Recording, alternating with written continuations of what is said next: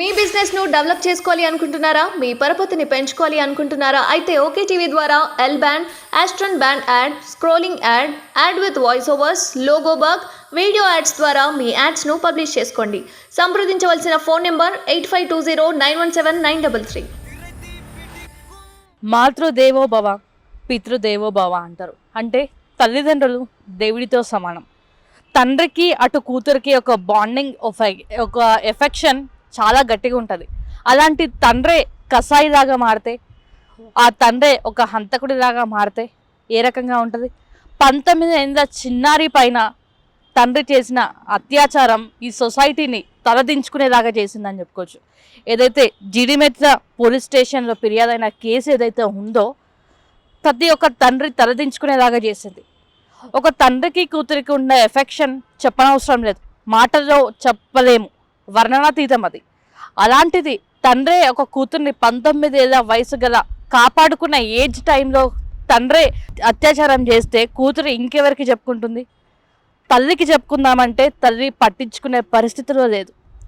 ఏం కాదులే అని చెప్పేసి ఒక తండ్రి ఈ సొసైటీలో, ప్రజెంట్ ఉన్న సొసైటీలో తల్లిదండ్రులు, ఇప్పుడున్న సొసైటీలో తండ్రిని కూడా నమ్మొద్దని చెప్పే తల్లిదండ్రులను చూసాం, కానీ పోతే పోనీదే అని చెప్పేసి వదిలేసి తల్లిదండ్రులు కూడా చూడలేము.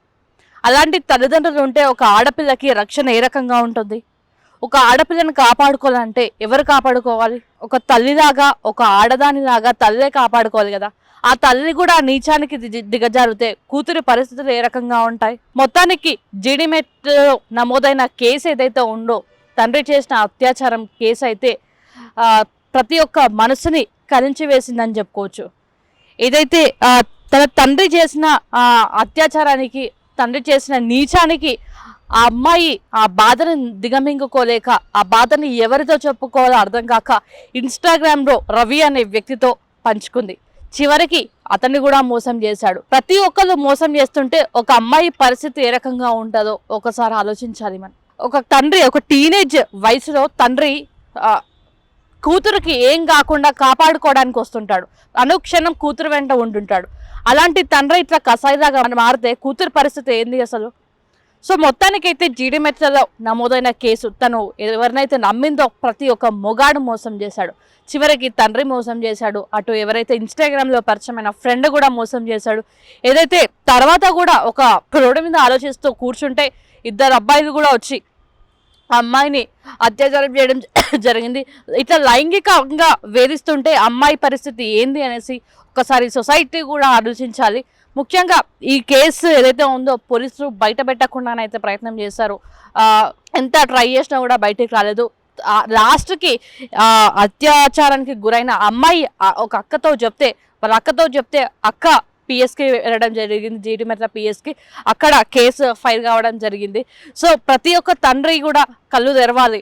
ఒక ఆడపిల్లని కాపాడుకోవాల్సింది తండ్రి కాబట్టి అనుక్షణం తోడుండే తండ్రి ఇంత నీచానికి దిగజారితే ఎలాంటి సొసైటీలో బతుకుతున్నామో అనేది మనకు అర్థమవుతుంది.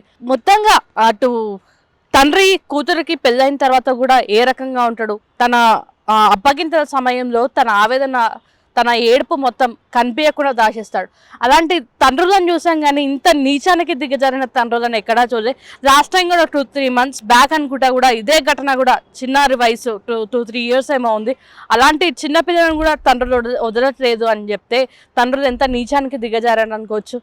సో ఇలాంటి సొసైటీలో మనం బతుకుతున్నాం కాబట్టి, మనం కూడా ఆడపిల్లలం కాబట్టి మనం కూడా కనుదర్చుకోవాలి. ప్రతి ఒక్క ఆడపిల్ల ఈ వీడియో చూసి ఎవరి మీద ఆధారపడకుండా, ఎవరిని ఏ మొగాన్ని కూడా నమ్మకుండా బ్రతికే సిచ్యువేషన్కి రావాలని చెప్పేసి అయితే నేను కోరుకుంటాను. సో ఎవరైతే నిందితులు ఉన్నారో, అటు తండ్రి కానీ, రవి కానీ, ఇంకా ఇద్దరు వ్యక్తులు ఎవరైతే ఉన్నారో వారికి కఠిన శిక్ష వేయాలని చెప్తున్నాను. కఠిన శిక్ష వేయాలి. అది తప్ప మనం అయిపోయిన దానికి ఇంకేం చేయలేం కాబట్టి వాళ్ళకి తగిన శిక్ష పడాలి.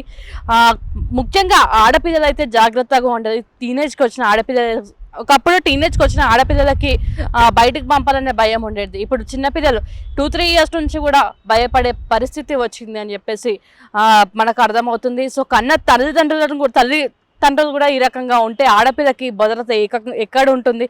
ఆడపిల్ల ఏ రకంగా బతుకుతుంది? సో తల్లిదండ్రులు కూడా ఒక్కసారి ఆలోచించండి. మీరు ఏ రకంగా పెంచుతున్నారు? ఆడపిల్లని కాబట్టి ఆడపిల్లని ఎంత జాగ్రత్తగా ఉంచాలి? అటు ఇన్స్టాగ్రామ్లో పరిచయమైన వ్యక్తి మోసం చేసిండు, బయట ఉంటే బయట అత్యాచారాలు జరుగుతున్నాయి, ఆడపిల్లలకి రక్షణ లేకుండా పోతుందని చెప్పుకోవచ్చు. వీడియో జర్నలిస్ట్ ప్రశాంత్తో కావ్య, OK టీవీ, హైదరాబాద్.